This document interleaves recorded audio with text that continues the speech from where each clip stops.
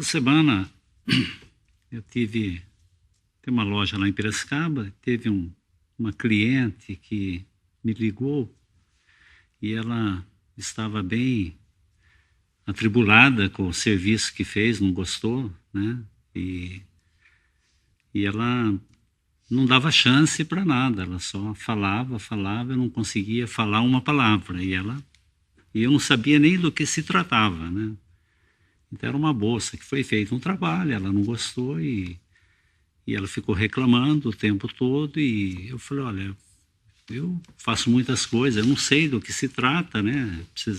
Existe um código que a gente usa lá, ela falou, mas ela não conseguia ouvir, ela só falava, ameaçava que ela ia colocar nas redes sociais, ia difamar, ia falar isso, falar aquilo, e não parava de falar, né? E sempre acusando, falando, e não parava um minuto.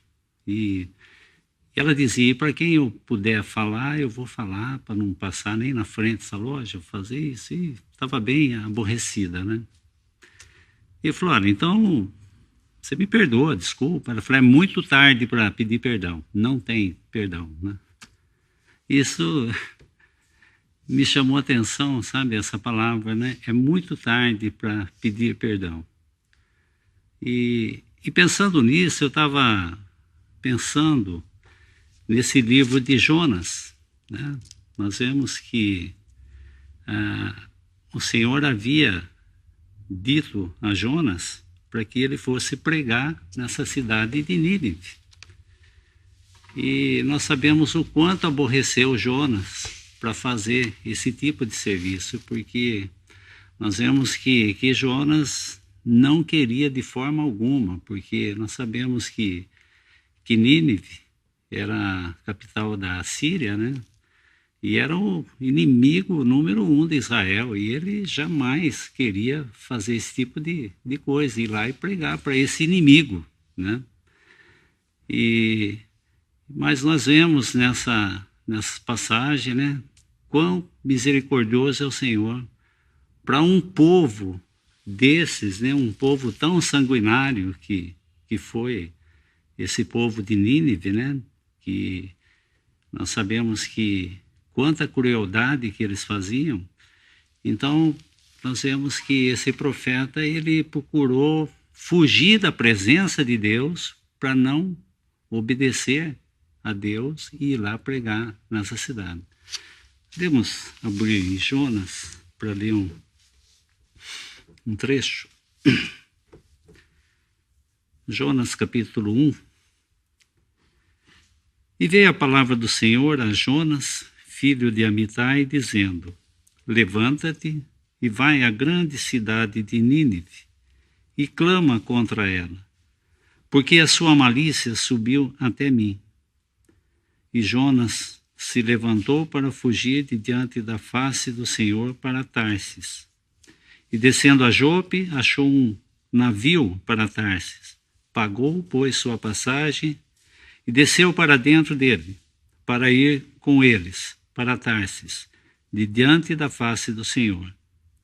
Mas o Senhor mandou ao mar um grande vento, e fez-se no mar uma grande tempestade, e o navio estava para quebrar-se. Então temeram os marinheiros e clamavam, cada um ao seu Deus, e lançavam no mar fazendas, e estavam no navio para olivarem o seu peso. Jonas, porém, desceu aos lugares do porão e deitou e dormia em profundo sono. E o mestre do navio chegou-se a ele e disse-lhe, que tens, ó dormente? Levanta-te, invoca o teu Deus, talvez assim Deus se lembre de nós, para que não pereçamos. E dizia cada um ao seu companheiro, vinde e lancemos sortes para que saibamos por que causa nos sobreveio este mal. E lançaram sorte, e a sorte caiu sobre Jonas.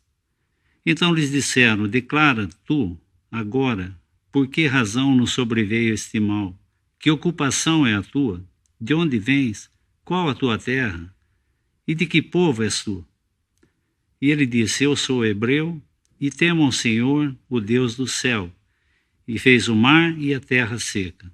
Então esses homens se encheram de grande temor e lhe disseram: por que fizeste tu isto? Pois sabiam os homens que fugia diante do Senhor, porque ele o tinha declarado. E disseram-lhe: que faremos nós para que o mar se acalme? Porque o mar se elevava e engrossava cada vez mais. E ele lhe disse: levantai-me e lançai ao mar, e o mar se aquietará. Porque eu sei que por minha causa vos sobreveio esta grande tempestade. Entretanto, os homens remavam esforçadamente por alcançar a terra, mas não podiam, porquanto o mar se ia se embravecendo cada vez mais contra eles. Então clamaram ao Senhor e disseram: ah, Senhor, nós te rogamos, não pereçamos por causa da vida deste homem, e não imponha sobre nós o sangue inocente, porque tu, Senhor, fizeste como te aprouve. E levantaram Jonas e o lançaram ao mar, e cessou o mar na sua fúria.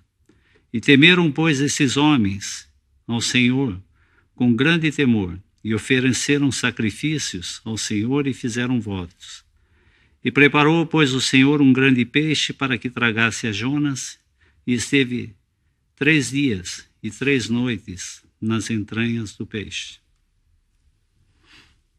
Nós vemos essa história e muitas vezes a gente vê que essa história é contada até para crianças, né?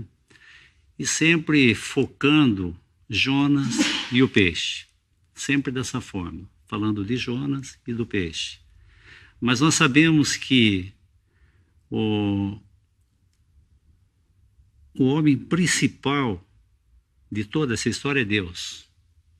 Deus está no pano de fundo ali. Deus que está fazendo todas as coisas. Nós vemos que sempre a ênfase é falar de Jonas e o grande peixe e tal, e daí começa até a se duvidar da história, falando: mas essa história não tem muito a ver, é uma história para criança, porque dessa forma, como pode uma coisa acontecer dessa forma, um peixe pegar e vomitar depois de 3 dias, e aquele tipo de coisa que acaba colocando em dúvida tudo isso. Mas nós temos que entender que isso aqui é a palavra de Deus. E se está escrito aqui, é por nosso ensino. E nós vemos o próprio Senhor Jesus, ele fala sobre esse livro. Podemos ver em Mateus,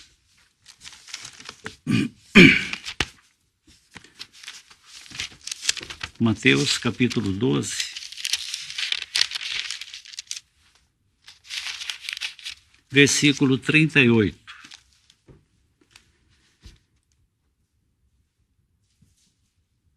Então, alguns dos escribas e dos fariseus tomaram a palavra dizendo: Mestre, quiséramos ver da tua parte algum sinal.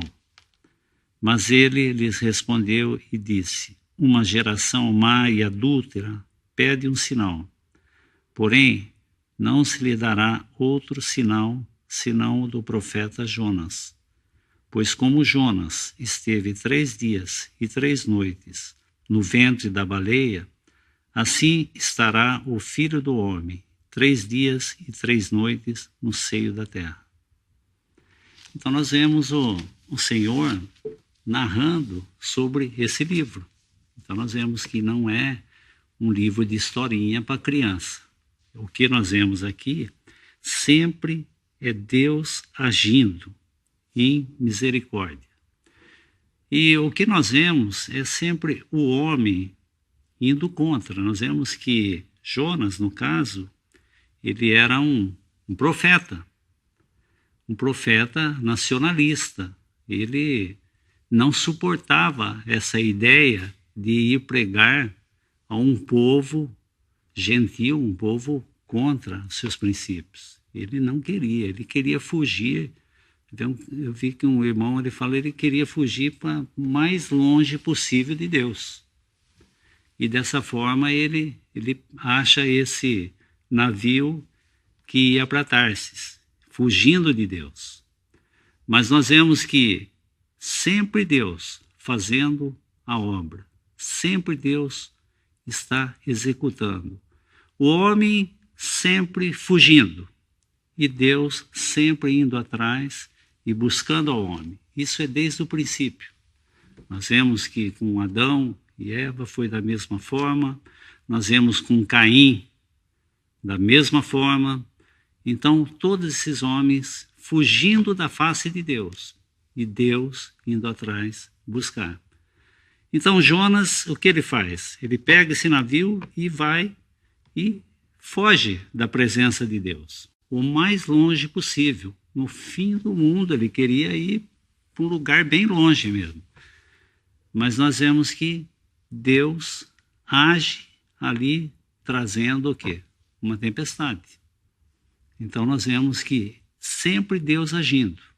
Então esse foco de ficar somente no profeta e na baleia, nós vemos que não é o foco. O foco ali é Deus agindo. E Deus agindo dessa maneira, nós vemos que há também esses marinheiros, eles acabam se arrependendo e clamando a Jeová. No versículo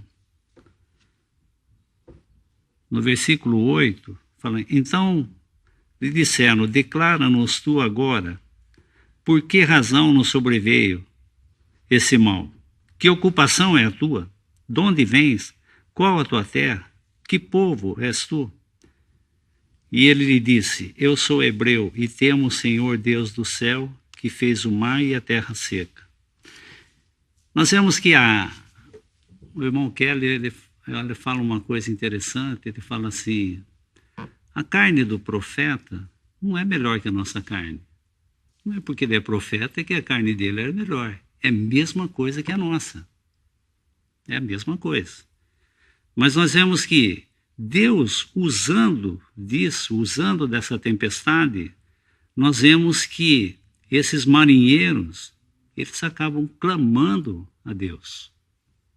Nós vemos que Deus é um Deus de toda circunstância. Ele fugiu para esse navio e Deus acaba tocando no coração desses marinheiros e eles clamam. E eles não clamam aos seus deuses. Eu vi que aqui fala assim, clamando ao Senhor. O Darby coloca como clamando a Jeová, né? Não é ao seu Deus. Versículo 13. Entretanto, os homens remavam, e esforçando por alcançar terra, mas não podiam, porquanto o mar ia se embravecendo cada vez mais contra eles. Então clamaram, Darby põe, a Jeová, e disseram, Jeová, nós te rogamos que não pereçamos por causa da vida deste homem. Não imponhas sobre nós o sangue inocente, porque tu, Jeová, fizeste como te aprouve. E levantaram Jonas e o lançaram ao mar, e cessou o mar a sua fúria. Então nós vemos o primeiro ponto. Agora o primeiro milagre que Deus faz ali, né? Para que esses marinheiros acabam se convertendo ali e clamando a Jeová. Então nós vemos que, eu estava pensando, né? Quando essa menina falou para mim, falou, é tarde. Nunca é tarde. Enquanto há fôlego de vida, há esperança no homem. Enquanto o homem tiver um fôlego de vida, há esperança para ele.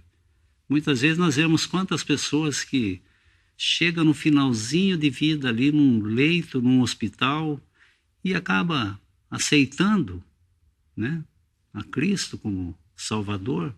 Fala, puxa vida, mas viveu tanto tempo, nunca se importou com nada, nunca foi para uma reunião, nunca fez nada. É a misericórdia do Senhor. Nós vemos que aquele ladrão na cruz, ele nunca fez nada de bom. Mas no último minuto ele se arrependeu. E os que estavam ali olhando, nenhum se arrependeu. Mas ele se arrependeu. E ele foi salvo, né? Esses dias eu estava conversando com o irmão que o seu pai está no hospital, tem 94 anos.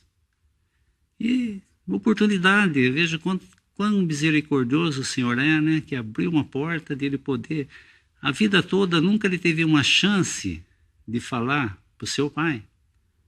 E agora o Senhor está dando uma chance de poder falar, né? Da salvação a ele. Então nós vemos o Senhor aqui dando essa chance a esses marinheiros, né? Usou de uma circunstância, usou de uma tempestade, e eles se arrependeram e eles foram salvos. Então, um milagre de Deus. Então nós vemos que essa história tem que ser focada aqui, em Deus. Assim como nós vemos, por exemplo, na parábola do filho pródigo, sempre o foco fica no filho pródigo. Ah, o filho pródigo que fez isso, fez aquilo. Mas quem realmente fez todas as coisas foi o pai, né? Nós vemos que o pai que vestiu o filho, pôs calçado no pé, o pai que colocou anel no dedo, símbolo da autoridade, o pai que colocou uma roupa, o pai que preparou toda a ceia, foi o pai que fez tudo. O filho só esbanjou.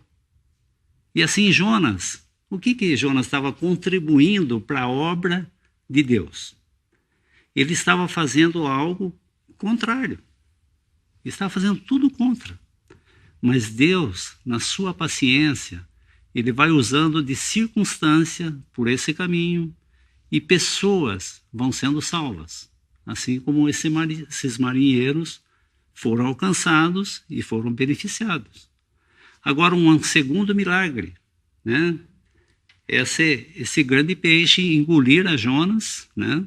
E Jonas, ele tem que clamar de dentro do grande peixe. Nós vemos que 3 dias e 3 noites ali, uma figura do Senhor Jesus.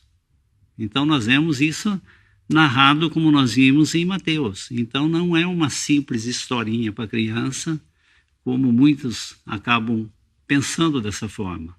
Mas nós vemos que é a palavra de Deus. Nós vemos que aqui agora, Deus fazendo esse segundo milagre com esse peixe, e Jonas agora, depois vomitado desse peixe, para ir lá para pregar para essa nação. Nós pensamos, mas puxa vida, mas como, né? Que Deus, com paciência, e pregar para uma nação dessa. Eu estava vendo sobre essa história de Nínive, é terrível a história deles. Eles, o símbolo deles era uma cidade sanguinária.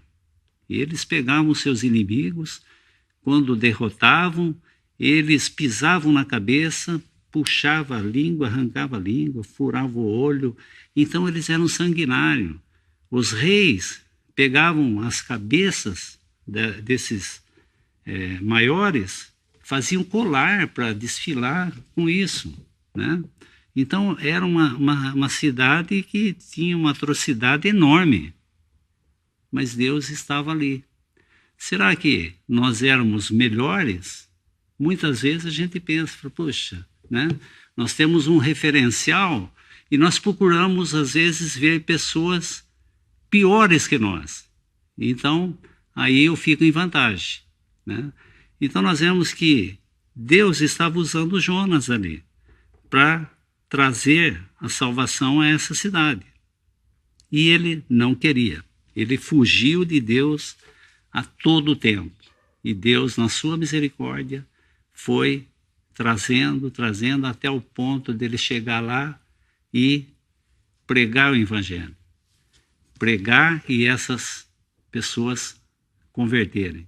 Nós vemos que esses homens dessa cidade, eles realmente, tanto o rei, ele se despiu das suas vestes reais, se vestiu com saco, apregoou um jejum entre eles, vestiu os animais com pano de saco, se humilharam e Deus deixou de executar esse juízo. Mas não foi graças a Jonas. Nós vemos que Jonas, ele ficou muito descontente com isso. Jonas, ele queria que Deus destruísse esse povo. E nós também, muitas vezes, nós somos seletivos em pregar o Evangelho. Nós sempre procuramos pessoas que mais nos atraem. Nós jamais queremos falar do Evangelho a uma pessoa que a gente não gosta. Essa pessoa nós queremos mais que essa pessoa pereça, né? Nós vemos que esse é o espírito que existe em cada um de nós. É o mesmo espírito que tinha Jonas. Lembrando em Evangelho de Lucas, uma passagem, Lucas capítulo 9, versículo 51. E aconteceu que, completando-se os dias para a Assunção, manifestou o firme propósito de ir a Jerusalém. E mandou mensageiros diante da sua face. E indo eles, entraram numa aldeia de samaritanos para lhe prepararem pousada. Mas não o receberam, porque seu aspecto era de como quem ia a Jerusalém. E os seus discípulos, Tiago e João, vendo isto, disseram: Senhor, queres que digamos que desça fogo do céu e consuma, como Elias também fez? E voltando-se, porém, repreendeu-os e disse: Vós não sabeis de que espírito sois, porque o Filho do Homem não veio para destruir as almas dos homens, mas para salvá-las. E foram para outra aldeia. Então esse é o espírito do homem. Sempre o homem quer estar com pedras na mão, ele quer agir dessa forma. Mas nós vemos como que Deus é longânimo. Muitas vezes nós nos esquecemos de onde nós estávamos. E quando nós estamos já numa posição mais confortável, nós também podemos ser como Jonas, podemos ser como esses discípulos, para que clame e caia fogo do céu e consuma. Esse é o espírito do homem. Então nós vemos que Deus, ele está aqui como esse pano de fundo, fazendo toda essa obra, fazendo todas essas coisas. E até o ponto de Jonas ir lá e pregar para esse povo. E nós vemos que eles realmente, converteram de seus caminhos, né? No capítulo 3, versículo 5. Os homens de Nínive creram em Deus, proclamaram um jejum, vestiram-se de saco, desde o maior até o menor, porque esta palavra chegou ao rei de Nínive. E levantou-se de seu trono, tirou de si seus vestidos, cobriu-se de saco e assentou-se sobre a cinza. E fez uma proclamação que divulgou em Nínive, por mandado do rei e dos seus grandes, dizendo: nem homem, nem animais, nem bois, nem ovelhas provem coisa alguma, nem se lhe des pasto, nem bebam água, mas os homens e os animais estarão cobertos de sacos, e clamarão fortemente a Deus, e se converterão cada um do seu mau caminho e da violência que há nas suas mãos. Quem sabe se voltará a Deus e se arrependerá e se apartará do furor da sua ira, de sorte que não pereçamos. E Deus viu as obras deles, como converteram do seu mau caminho, e Deus se arrependeu do mal que tinha lhes dito que faria e não fez. E isso desagradou a Jonas, porque Jonas realmente queria que Deus exterminasse esse povo. Nós vemos que ele ficou muito descontente. Então, o que nós vemos agora? Nós vemos Deus também agindo com Jonas para que ele possa entender sobre tudo isso que Deus estava fazendo. Ele teve que agir com Jonas e mostrar realmente para Jonas, porque Jonas ficou descontente. Nós vemos no capítulo 4, fala assim: mas desgostou-se Jonas extremamente disso e ficou todo ressentido. E orou ao Senhor e disse: Senhor, não foi isso que eu disse, estando ainda na minha terra? Por isso me preveni fugindo para Tarsis, pois sabia que és Deus piedoso, misericordioso, longânimo, de grande benignidade, e que te arrependes do mal. Peço-te, pois, Senhor, tira a minha vida, porque melhor me é morrer do que viver. Olha que coisa, né? Tira a minha vida. Deus salvando um povo, e ele queria a morte, ele queria morrer porque Deus tinha feito aquilo. Então nós vemos que esse é o coração do homem. Essa aqui, nós vemos, é a figura dos judeus, né?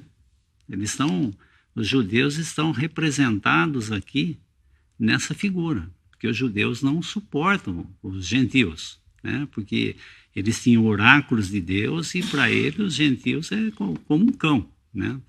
E Deus nos colocou nessa forma para esses ciúmes para incitar ciúmes a eles, né? Até o tempo que Deus vai voltar e tratar com esse povo também. Então, o que nós vemos em Lucas, uma vez mais, Lucas capítulo 15,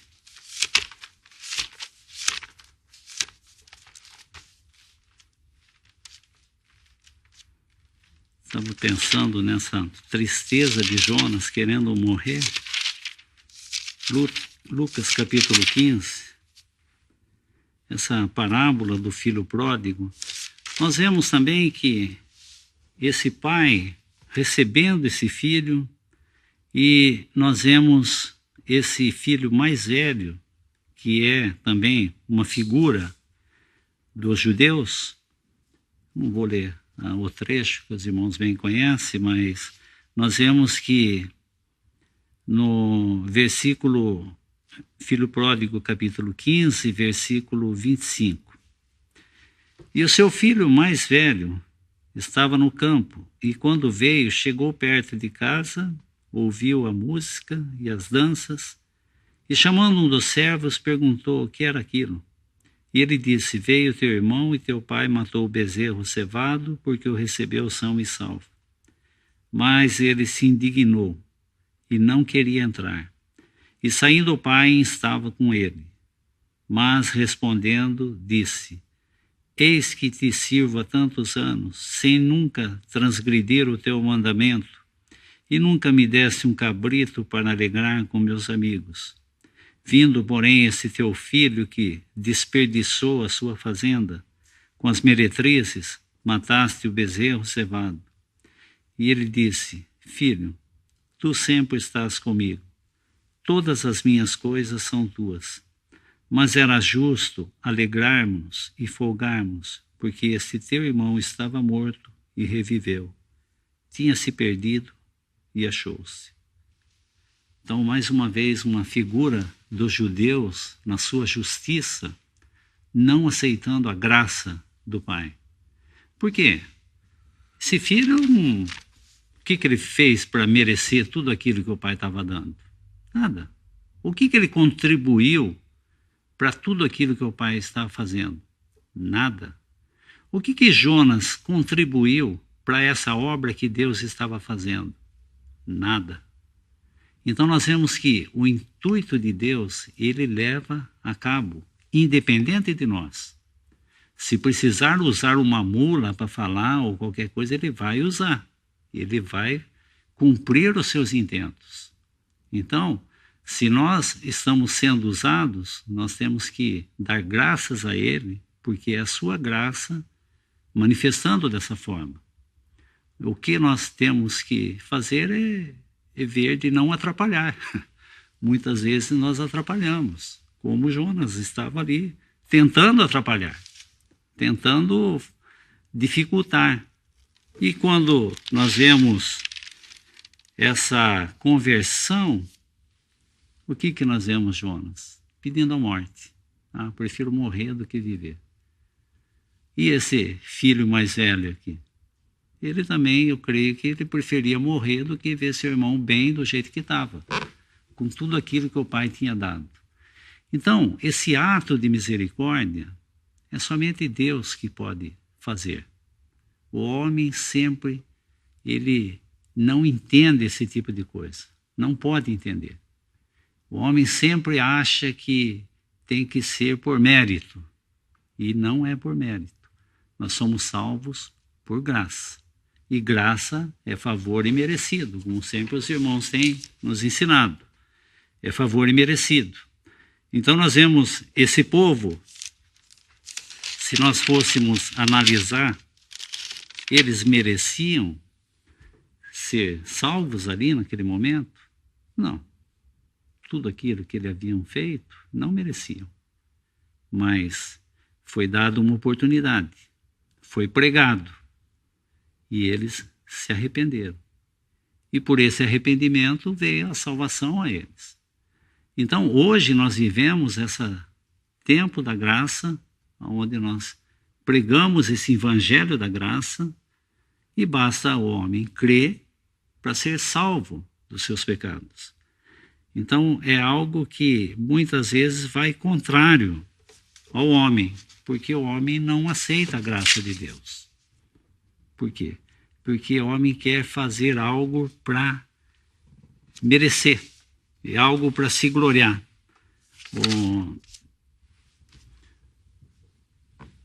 O irmão que fala assim, não há nada no homem, ele fala assim, não há nada do que o homem tenha mais medo do que ele não ser nada. Não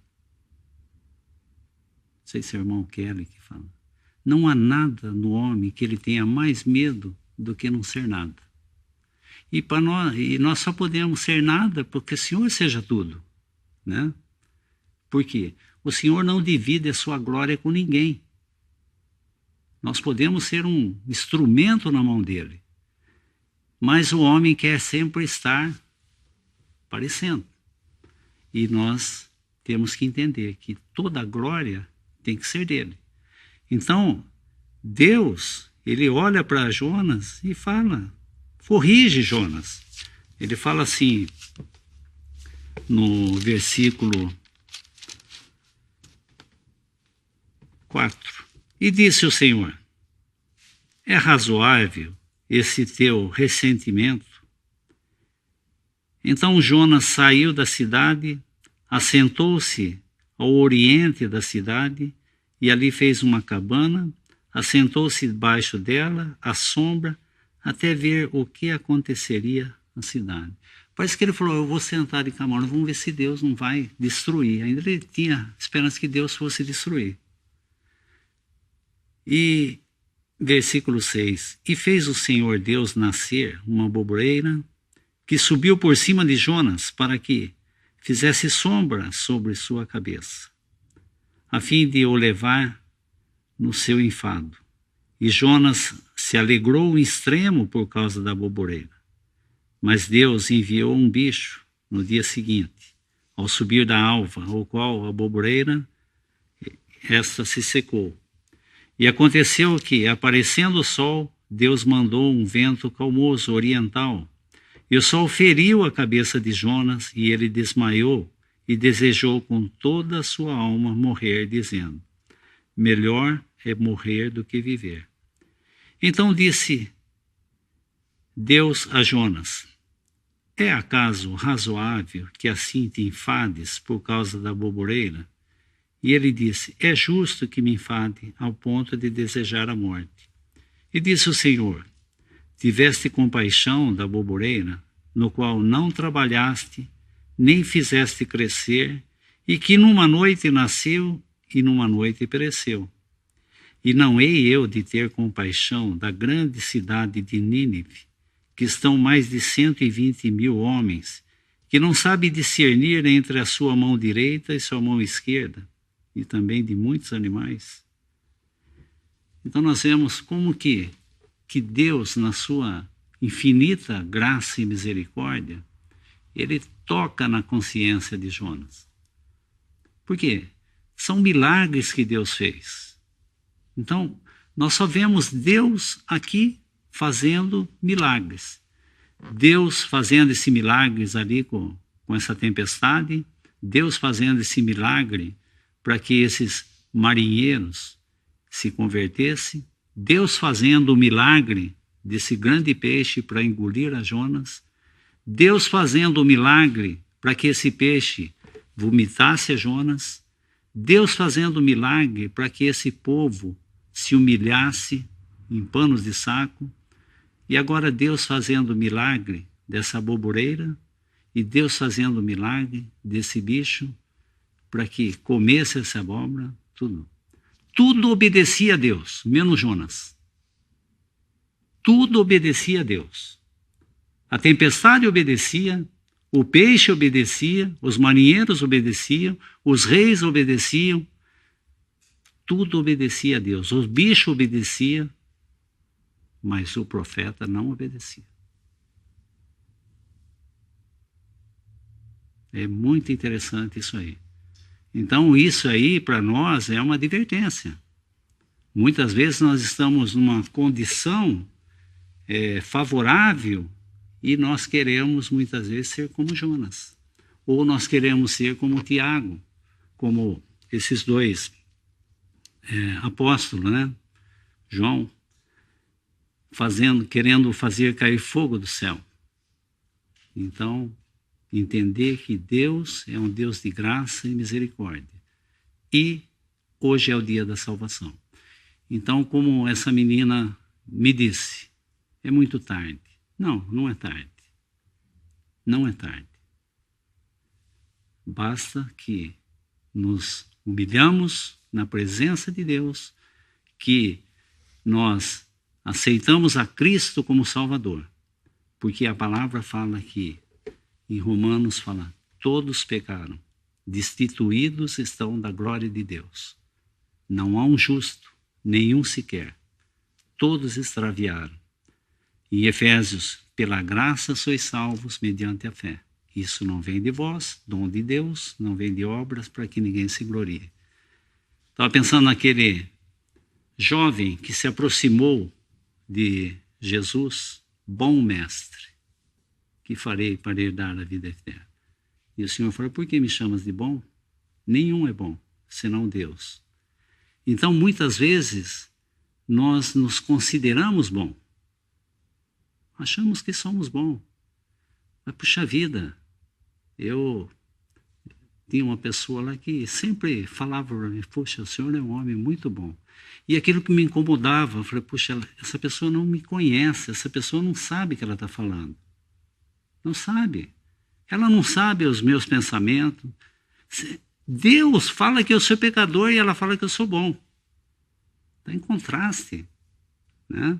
Nós vemos que quando Paulo estava andando e aquele espírito daquela jovem possessa, falei, esses são os filhos de Deus que pregam as boas novas, filho do Deus Altíssimo. Então, era um espírito maligno. E depois que Paulo, revestido pelo Espírito Santo, tem o poder de expulsar esse demônio, o que acontece? Ele é expulso dali. Mas cadê essa mulher que falava que eles eram bons e que eles estavam pregando? Agora mudou. E assim é a tática do inimigo, de Satanás. Por isso que a palavra sempre fala, quando fala de Satanás, fala a serpente, né? Como essa forma astúcia que tem, né? E nós vemos que é gradativa, né? Essa mutação dela. Então, nós vemos que é sempre assim. Ele vai mudando. Uma hora ele é uma coisa, outra hora é outra, e vai mudando. Se ele não consegue o seu intento, ele muda. Sempre dessa forma. Então, nós vemos que essa jovem, falando daquela forma, ela estava dizendo algo. Mas quando é expulsa esse demônio, nós vemos o quê? É perseguição. Então, hoje é o dia da salvação, não é tarde. Nós vemos que o Senhor é misericordioso. Se o Senhor salvou esse povo tão ruim, esse povo que está fazendo todo esse tipo de atrocidade. Estava lembrando de uma pregação do John Kemp, quando esse pregador, acho que era Moody, se eu não me engano, ele estava para ir para o púlpito para pregar, e alguém que conhecia ele foi lá e entregou uma carta na sua mão. E quando ele abriu essa carta e leu, essa pessoa falava tudo da vida dele. Falava que ele era um hipócrita, que ele fazia isso, fazia aquilo, que ele... tantas coisas e tal. Aí ele foi para o púlpito, subiu lá, abriu essa carta e falou, olha, quando eu vim aqui no púlpito, alguém me entregou essa carta, e esse alguém que entregou essa carta me conhecia, e tudo que ela falou é uma grande verdade. Tudo que ela disse nessa carta aqui é uma grande verdade. Agora, se Deus pôde salvar um homem tão ruim como eu, ele pode salvar qualquer um. Então, nós vemos que ele usou dessa forma.